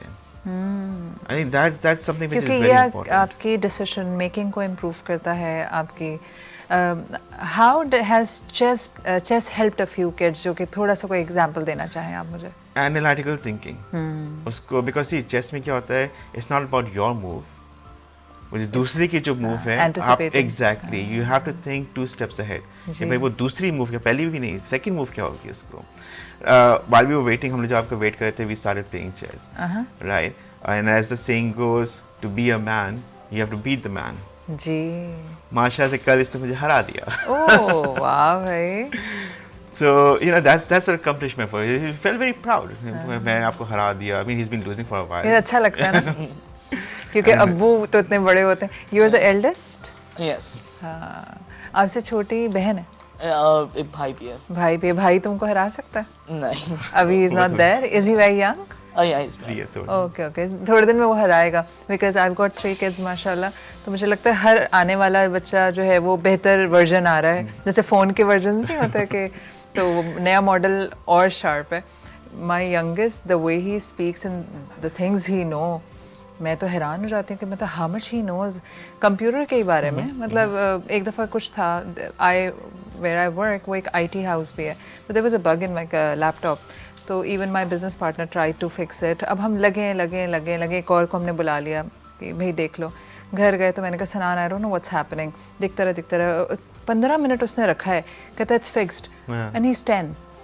और मैं सोच रही हूँ कि हाउ डिड ही फिक्स। अगले दिन मैंने जाकर ऑफिस में बताया, मैंने कहा माई 10-year-old फिक्स्ड इट, उसका वो 9 का था। तो this is how children are. तो चेस आप जो सिखा रहे हैं वो भी अपनी वर्कशॉप पे ही सिखा रहे हैं? I mean I do it privately, residence में भी हो सकता है किसी के, स्कूल में तो हम लोग ऑलरेडी करवा रहे हैं, लेकिन it's basically an open option. तो how long does it take for a child to learn chess? I would It's say a week's roughly program or 8 it's- classes, 1 hour each, roughly. How long does it take? मतलब 3 महीने? It does depend on the aptitude. देखिए एक skill है, ठीक है, ये भी एक कैटेगरी ऑफ स्किल में आ जाती है। If you have the talent for it, if you have the skill, अगर आपके पास एनालिसिस है, आप समझ सकते हो, आपको लॉजिकली क्रिएटिव ब्रेन है, देन आपके लिए आसान है। ये नहीं कि it's impossible. Chess, I would say, is one of the games that millions of moves and millions of combinations होती हैं, ठीक है। तो yes, definitely it's very challenging, लेकिन ये है कि अगर if you devote yourself to it, किसी भी चीज़ में इफ़ यू गेट फोकस, आप कर सकते हो। सेल्फ लर्न हो सकता है। इनिशियली आपको थोड़ी सी हेल्प चाहिए होगी। There are online tutorials available, YouTube तो अब हर जगह है, हर चीज़ में है। But yes, like I said, if you focus you will get there. Coming back to woodwork, कुछ आप पेरेंट्स को पैगाम देना चाहेंगे, कोई ऐसी चीज़ जो कि मैं मिस कर रही हूँ उस पूरी कॉन्वर्सेशन में, anything that you really want to share? एक बहुत ही इंपॉर्टेंट चीज़ है विच आई फील कि देखिए हम लोग जो वीडियोस वायरल करते हैं, right, they are completely absurd thing, अजीब सी चीज़ हो गई, कोई वायरल हो गया, right. I mean since I mean this profession, I wonder कि हम लोग ऐसी चीज़ को क्यों नहीं वायरल कर पाते हैं। Why is it, like you said, you know, initially आपने शुरू में कहा कि एक कारीगर है, उसको एक लेबल कर दिया कारीगर है, सही है।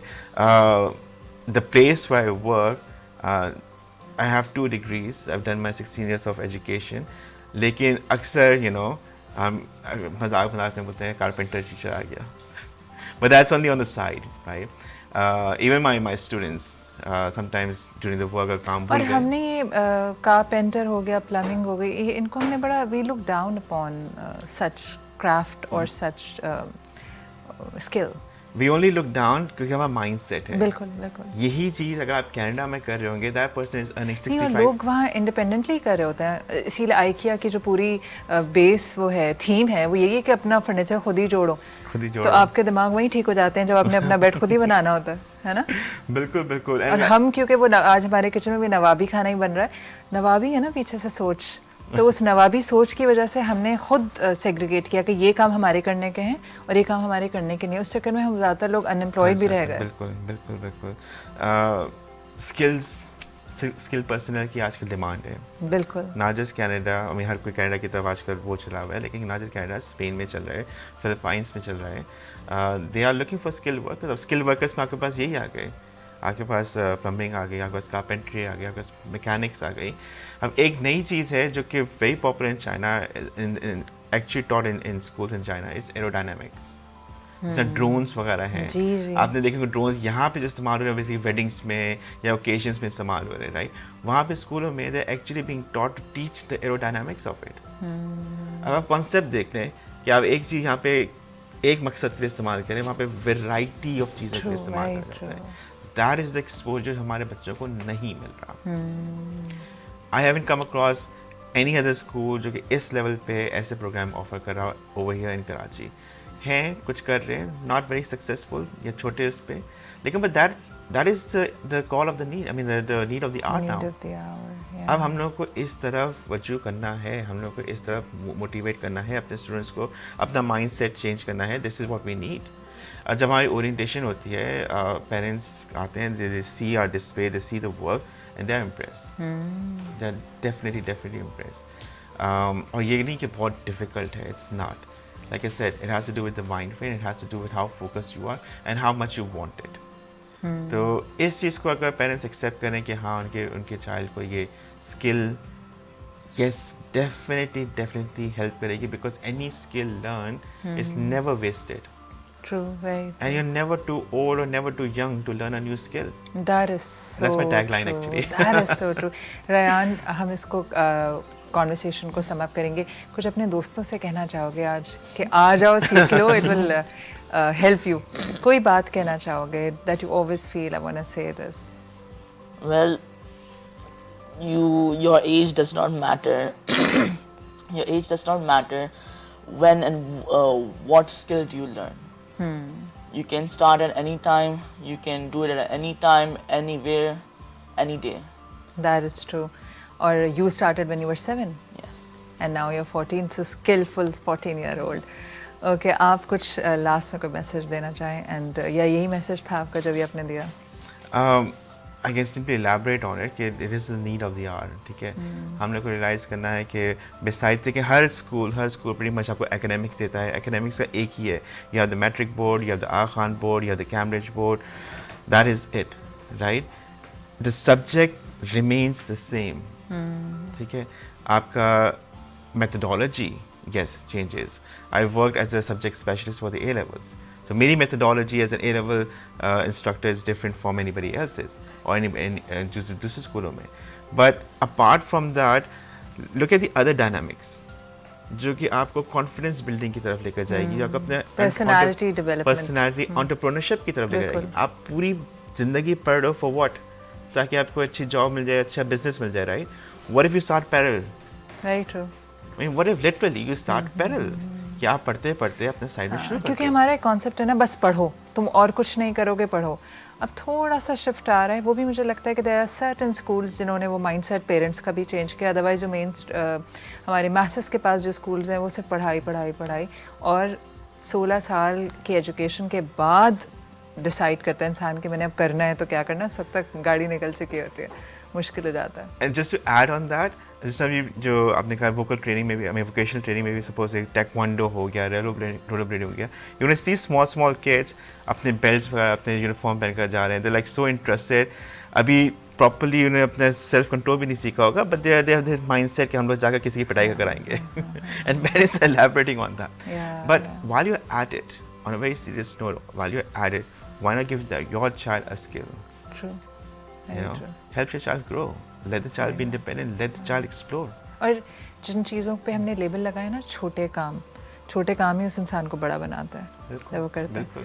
थैंक यू सो मच आप Thank दोनों you. के वक्त का. आपने वक्त निकाला और इतनी मज़ेदार इन्फॉर्मेशन हमारे साथ शेयर की, और यकीनन आपकी जो गुफ्तगू है शायद कोई ना कोई पेरेंट्स सोचे कि हाँ मेरे बच्चे को कुछ ना कुछ और भी करना चाहिए. मेरा बच्चा कोई नवाब नहीं है, क्योंकि हम वाकई नवाब की तरह पाल रहे हैं अपने बच्चे को, उससे कुछ भी नहीं काम करवाते. एंड इट्स क्या नोट टू सेल्फ भी है ये कि मेरे 3 घर में जो नवाब पल रहे हैं. तो जनाब, अगर आपका ख्याल है कि ये जो काम होते हैं, इस तरह के जो स्किल्स हैं, ये किसी के लिए हैं, आप यकीन करें जब आपका बच्चा बाहर पढ़ने जाएगा फिर वो पे करेगा ना नलका ठीक कराने का, तो उसकी चीखें निकल जाएंगी. It's too expensive. कारपेंट्री भी बहुत एक्सपेंसिव होती है बाहर के ममालिक में. तो यहीं से 2-4 कीलें ठोकना सिखा दें बच्चों को, बहुत आसान है. आप फेसबुक पे इन्हें आराम से आसानी ढूंढ सकते हैं. किस नाम से आपका? फरूख पटेल के फरूख नाम से पटेल that's के my नाम से. प्रोफाइल. और जो बिजनेस है वो है वुड क्राफ्टिंग 101 के नाम से. Wood crafting 101. No space. Wood crafting 101 on Facebook. मैं ले रही हूँ छोटा सा ब्रेक. इतनी अच्छी खुशबू आ रही है इस वक्त हमारे नवाबी कौरमा के स्टूडियो के अंदर. तो ब्रेक के बाद आपको दिखाते हैं कि कौरमा कहाँ तक पहुँचा. आपने कहीं नहीं जाना है, मैं आपसे मिल रही हूँ छोटा सा ब्रेक के बाद.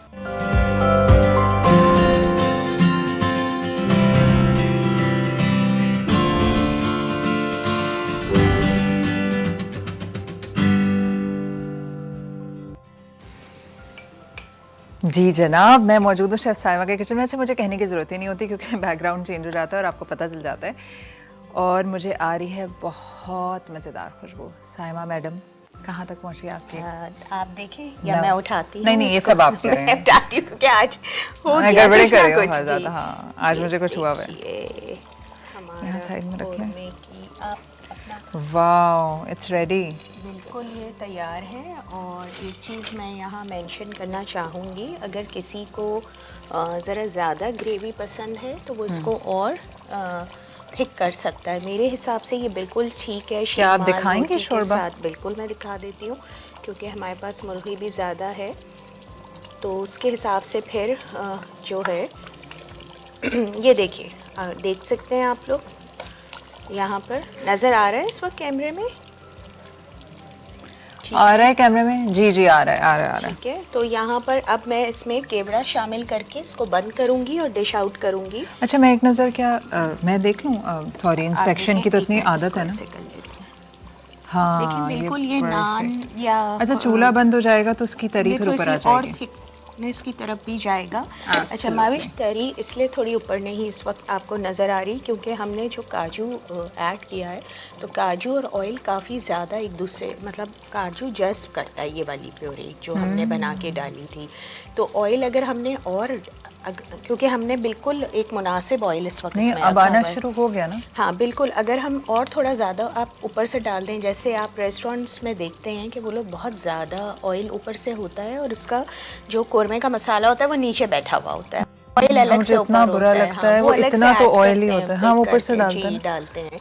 उसमें आप तो ढूंढते रहें कि वेयर इज द मसाला। बिल्कुल, तो अगर कोई वो वैसा लुक करना चाह रहा है तो आप बिल्कुल कर सकते हैं। थोड़ा सा ऑयल को कुक करके उसमें कश्मीरी लाल मिर्च डालकर ऊपर से बघार दे दीजिए, अगर आपको वैसा स्टाइल चाहिए है। लेकिन हमने अभी इसको बहुत ज़बरदस्त कंसिस्टेंसी पे भी रखा है। नहीं नहीं, ज़बरदस्त है, हर चीज़ मुनासिब है, और चूल्हा बहुत ज़्यादा बंद ऑयल तो करके। वैसे भी अच्छा नहीं लगता।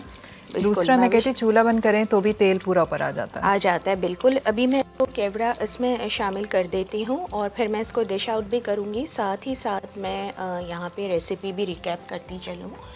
अच्छा, किया मैंने ये था कि मैंने तकरीबन 1.25 किलो चिकन इस वक्त कौरमे की ले ली कौरमे में थी। से खीर की खुशबू आने लगी अचानक केवड़े की वजह से। क्योंकि कौरमा और खीर बहुत एक दूसरे से कॉम्प्लीमेंट करता है ना। खीर आपने अच्छी पूरा लगती है आपको? इस वक्त, हाँ मुझे पसंद है।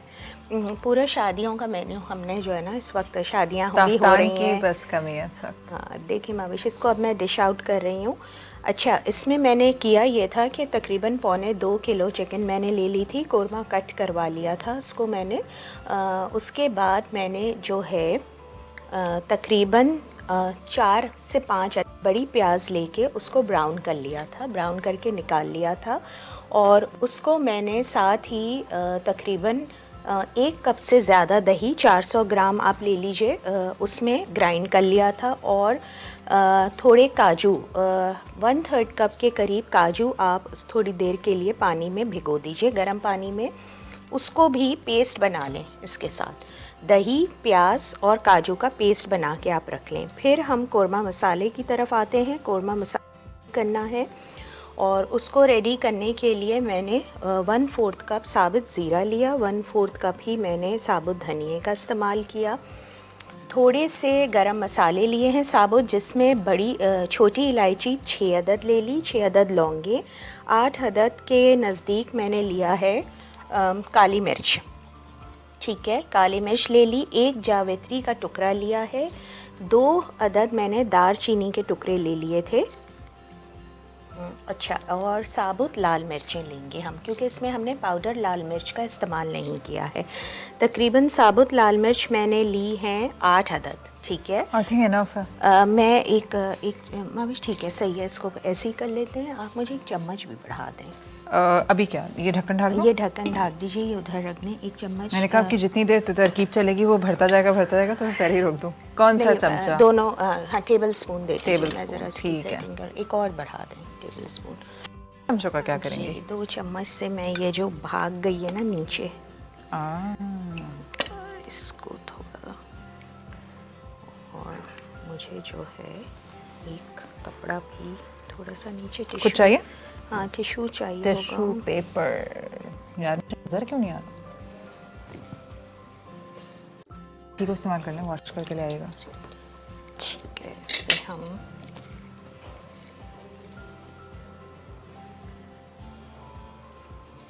इसको साफ करके वहाँ रख दीजिए। हाँ, मैं रख रही हूँ। 2 मिनट मुझे दे दें, फिर हम अपनी रेसिपी। इनको हम अगर आगे खिसका दें और वहाँ वहीं आप साफ कर दें। अच्छा, ये हो गया।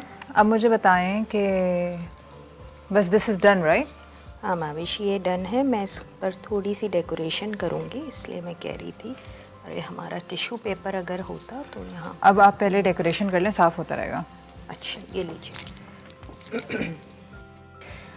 अच्छा साइमा, ये बताएं कि आप कायदे आज़म की कोई शख्सी पहलू से वाकिफ़ हैं? हाँ माविश, वैसे तो हमने उनके बारे में किताबों में ही ज़्यादा पढ़ा है, लेकिन हाँ, देखा तो मैंने भी नहीं। जी बिल्कुल। देखने की कोशिश नहीं कीजिएगा। बिल्कुल, वरना आपको कहीं जाना पड़ेगा। हाँ, नहीं, आपके सामने कुछ नहीं, जोक था बहुत फजूल। खैर बताएं। अच्छा, मैंने जो उनकी शख्सियत से बहुत ज़्यादा इंस्पिरेशन ली है, वो इस मामले में ली है कि मैन ऑफ वर्ड्स तो वो थे ही थे, लेकिन उन्होंने बहुत ज़्यादा जो है एजुकेशन हासिल करने पर ज़ोर दिया। अच्छा, ये माविश मैं इस पे थोड़े से काजू डाल भी दे रही हूँ ताकि इसका लुक भी अच्छा आए, ताकि यकीन आ जाए हमें कि इसमें काजू डाले हैं। भाई पेस्ट बना ही उसी से है, तो इसका बड़ा अच्छा सा बात है। क्रीमी आएगा। अच्छा, उन्होंने बहुत ज़ोर दिया कि हर आदमी जो है वो एजुकेशन हासिल करे, और एक जगह तो बल्कि उनका कॉल भी है कि कलम जो है वो तलवार से ज़्यादा ताकतवर है। तो आप अपने मुल्क में इतनी एजुकेशन फैला दें कि कोई आदमी आपको शिकस्ती ना दे सके। तो ये बात मुझे उनकी बहुत पसंद भी है, और हमारे यहाँ वैसे ही आपको पता है कि तालीम की किल्लत है हमारे मुल्क में, तो अच्छा, एक उसके काम करते हवाले हैं, से आज आप जाके ना जी। एक सवाल मैं आपसे पूछ रही हूँ, उसका जवाब आप ठीक लेके है। आइएगा कि दुनिया में कौन से मुल्क का highest rate of Education। Literacy है। अच्छा ठीक जब है। आपको आंसर मिलेगा ना तो आप यही देखेंगे कि जिस भी मुल्क में हाँ। हाईएस्ट रेट है लिटरेसी का, तालीम का, वो कितने तरक्की याफ्ता हैं। वो और कितने ये जो- तरक्की याफ्ता हाँ, हैं? हाँ, जापान होगा? जापान बिल्कुल टॉप पे। तालीम देखें यहाँ पे आपको- सही है भावेश? नहीं नहीं कहाँ कर दिया। अच्छा सॉरी अब सही है, सॉरी सही है, मुझे बस अब पता छोड़ नहीं दें चल लेकिन रहा इसको। था, ठीक है, कहीं भी चलो। रखें मगर छोड़ दें। ये अच्छा।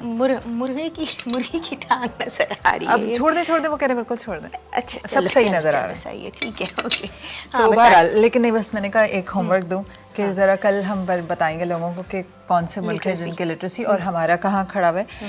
हमारे जो लोग साइन कर सकते हैं, अपना नाम लिख पढ़ सकते हैं, हम उनको लिटरेट कहते हैं, लेकिन रियलिटी है कि हमारे पढ़े लिखे लोग भी बहुत पढ़े इलिटरेट लिखे हरकतें नहीं करते हैं। हैं, हाँ बिल्कुल। ख़त्म कर रहे हैं हम प्रोग्राम। मैं अपनी थोड़ी रेसिपी जो है वो मुकम्मल कर लेती हूँ, वो फटाफट मैंने कर की लीजिए। नहीं। हाँ बस रेसिपी की जानिब आते हैं। अच्छा, मैंने जो है सारे जो साबुत गरम मसाले थे आपको बता दिया है, उनको ड्राई रोस्ट करके पीस लिया। कौरमा मसाला तैयार है। ये पूरा कौरमा मसाला तकरीबन 1.25 किलो वाला जो मुर्गी आपने ली है उसमें चला जाएगा, ठीक है। करना ये है, आपने देगची में 1/2 कप ऑयल गरम करना है, और चंद साबुत गरम मसाले आप ले लीजिए जो भी आपके अपनी पसंद के हैं। साबुत जो है साबुत हरी इलायची, काली इलायची मिला के, थोड़ी सी काली मिर्चें, दालचीनी, तेज़पत्ता, इसको हमने ऑयल में थोड़ी देर डाल के कड़कड़ाना है। जैसी खुशबू आने लगेगी 2 चम्मच भर के अदरक लहसुन का पेस्ट हमने शामिल करना है, उसको फ्राई करना है। जब वो फ्राई होने लगेगा तो कौरमा मसाला जो तैयार किया हुआ है वो हम डाल देंगे, और थोड़ा थोड़ा पानी डाल के कौरमे मसाले को फ्राई करेंगे। जैसे ही थोड़ी खुशबू आने लगेगी और आपको लगे कि कौरमा मसाला भुनने की तरफ है, तो हम मुर्गी शामिल कर देंगे, और मुर्गी शामिल बाद भी इसको फ्राई करेंगे। दही वाला पेस्ट डाल देंगे जी। उससे पहले हम लोग ने कश्मीरी लाल मिर्च रखी है, 1 टेबल स्पून नमक और कश्मीरी लाल मिर्च भी डाल के, ये तमाम चीज़ें हम फ्राइंग में ही डालेंगे। थोड़ा पानी डालते रहें ताकि मसाला आपके जले नहीं। तमाम मसाले, जब आपको लगे कि मुर्गी का कलर चेंज हो गया है, तेज़ आंच पे पकाना है ताकि उसके जूसेस लॉक रहें, तो वो पेस्ट जो बनाया हुआ था काजू, लाल प्याज और दही से, वो आपने शामिल करना है। थोड़ा पानी डालना है ग्रेवी के लिए, या उतना पानी जितना कि आपको लगे कि आपकी मुर्गी इसमें पक जाएगी, और फिर आपने इसको थोड़ी सी तेज़ आंच पे उबाल लाने तक करना है। उबाल के बाद पकाने के बाद जैसी उबाल आ जाए तो हल्की मीडियम टू लो फ्लेम पे आपने उसको थोड़ी देर छोड़ देना है, तकरीबन 20 से 25 मिनट्स। जब आपका को ऊपर नज़र आने लग गए, ऑयल लग जाए नज़र आने, और आपकी ग्रेवी थोड़ी सी थिक हो जाए कुरमे की, जितनी आपको रखनी है, आपने चूल्हा और बंद गोश्त करना गल जाए। है, और गोश्त गल जाए बिल्कुल, तो केवड़ा शामिल करके और डिश आउट करना है बस, और फिर मेहमानों को खिलाना है। चलें। बिल्कुल। आप लोग इस रेसिपी को ज़रूर ट्राई करें, और हमें फेसबुक और यूट्यूब के पेज पर अपना फीडबैक दें। ठीक है जी, बहुत शुक्रिया। हम अब प्रोग्राम को अब अख्ताम तक पहुंचा चुके हैं, तो खुदाफिज़ कह देती हूँ मैं आपसे। आप अपना ख्याल रखें, इंजॉय करें आज का पब्लिक हॉलीडे। अगर कुछ मज़ेदार बनाने का अभी तक नहीं सोचा तो ये नवाबी कौरमा, बस काजू लाने होंगे, आई थिंक बाकी सब चीज़ें घर में मौजूद होती हैं। अपने घर वालों का ख्याल रखिएगा, हमें अपना फीडबैक ज़रूर दीजिएगा। कल फिर मैं आपसे मिलूँगी नए मेहमानों के साथ, मज़ेदार सी शेफ़ साइमा की रेसिपी के साथ। तो आपने कल फिर ट्यून इन करना है। अल्लाह हाफ़िज़।